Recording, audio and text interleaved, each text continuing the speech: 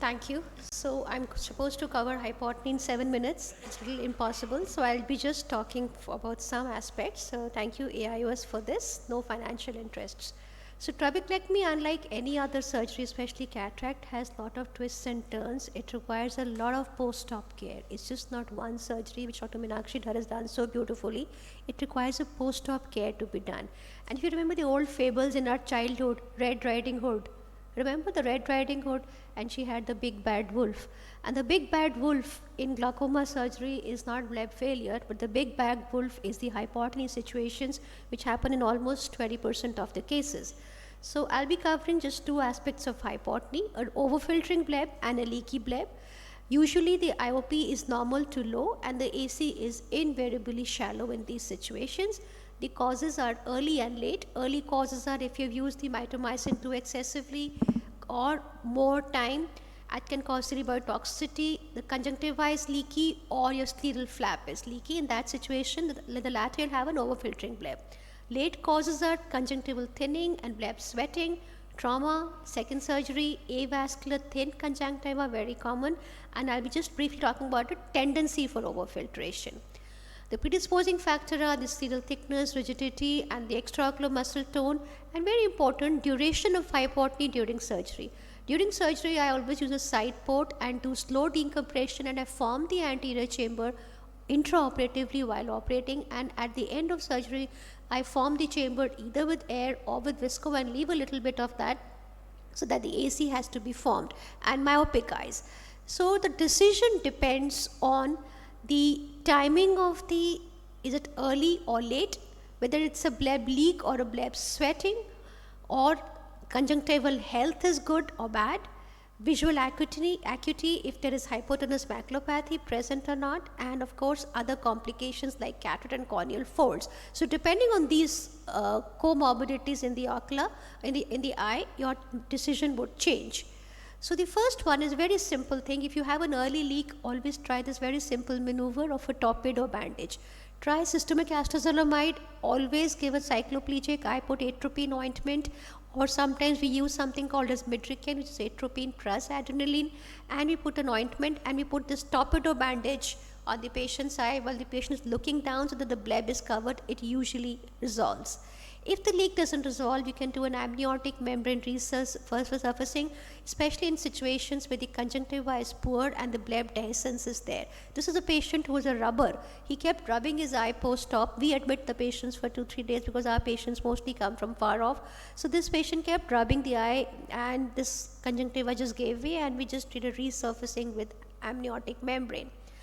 One of the good things we found, a lifesaver, is autologous serum drops. Start making that of the patient's own blood because that helps in the healing, reduce the steroids, and in addition you have these special customized bandage contact lenses of 16 to 18 mm which we get made, and when they cover the bleb in totality, because otherwise the small bandage contact lens of 12 mm will never cover the conjunctival incision. Incidentally, we always use the Singh's frail incision, which was in between the fornix flap and the conjunctival incision techniques. If there's a gap, ooze, or a leak, you have to do a conjunctival advancement. Never do an advancement under tension. Give a relaxing incision in the fornix if possible or if required. And again, after I do the advancement, I use this large 16 mm BCL in situ over the conjunctival advancement flap. Autologous bloods is a very, as I said, autologous serum, and we also do, if it's an overfiltering bleb, you can just do a fresh blood drawn with the needle, and the needle is changed. Same patient, just draw the blood and just inject it, and sometimes it works because it induces fibrosis. Then the other problems are the bleb sweating and the overfiltration tendency or trauma, and this is again more common in myopic eyes with low scleral rigidity and younger patients. So one case, Vinette, of a patient of posterior scleritis and uveitis, they already had a weak sclera. She was a one-eyed patient, came to us with diabetes, hypertension. So trabeculectomy was done in 2013. She recovered good vision. Then again it failed over 10 years. 2022 we had a retrab, and after that she had a trauma with a door handle. She was bending down and the handle hit her, and she came to us with a visual deterioration and hypotenuse maculopathy. There was no leak, no overfiltration, but the sclera was thin. So we tried to cover with diflupred because that has a steroid responsiveness, because she came with a pressure of 4 millimeters and this hypotenuse hematopathy. But after 2 weeks of persistent hypotony, we knew that we could not do anything, so we did a patch graft. And after patch graft, this is the second trab. You can see the first trab had failed, second trab which had the trauma, and we put a patch graft, and this patient recovered and the macular hypertony recovered. So this is a technique of doing the patch graft, and we prefer to do a corneal patch graft and not a scleral. Reason being, cornea is easy to get. Second, the cornea is visible throughout and you can see the sclera through it. And third, cornea stays better. Scleral necrosis I have seen, scleral melting I have seen, but crossed fingers till today, no corneal melting has happened. So for tube shunts also we use the corneal patch graft, and so this is the corneal patch graft in position, and the conjunctival advancement has been done and the bleb has been resutured. Now this same patient had another sequel. She was little, and as said very rightly, that there's a sequel of any trab is cataract. So she required cataract surgery after 6 months, but the bleb held and the patch graft held, and it was pretty good.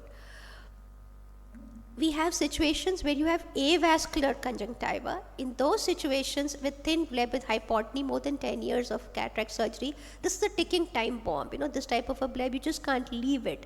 So you just measure it and then take the corneal patch graft, size it, and I put it half thickness because the full cornea is thick and that will cause a Dellen formation here and resurfacing issues. So you size it and you cut it according to the size of the thinning, and we've sutured the corneal patch graft over it, and then again the same thing of the conjunctival advancement, and you suture that. The last situation, you may not have a cornea or a scleral patch graft. In those situations, do a Momini's repair. This is a short video, a very old video of mine, because we don't need to do that anymore, but this was in one which we used the patient's own sclera. You just create a hinge of the sclera and just invert it over the thinned area, and you suture that, and it works pretty well. And that was devised by Edward Momini, and we call it the Momini's repair, and that's pretty good too. And last but not, that is a tendency to overfiltration. This patient of overfiltering bleb we removed twice, and it just kept recurring because this patient had a tendency, so very rarely you have that. So thank you very much for having a patient hearing.